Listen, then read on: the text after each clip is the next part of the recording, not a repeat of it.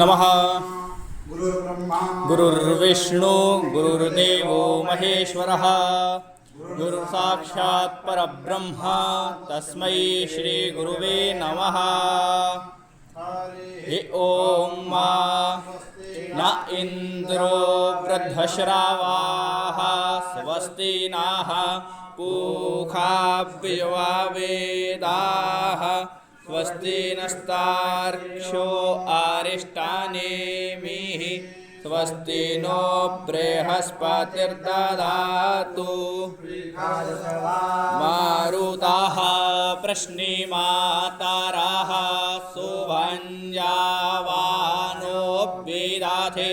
भुजगमायाः अग्निजिह्वा मानवाः सूराचक्षासो विश्वेनो देवा आवासा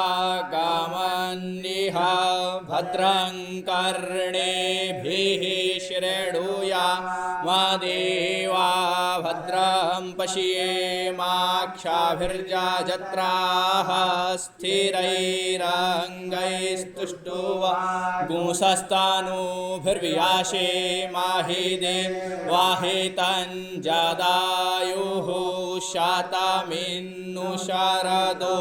अन्तिदेवा जत्रा नश्चक्रा जरासन्तनूनां पुत्रासो यत्रा पितरो भवन्ति मानो मध्यारीरिखातायुर्गन्तोः आदित्यौरादितिरन्तरिक्षमदितिर्माता स पिता स पुत्राः विश्वे देवा आदितिः पञ्चजना आदित्य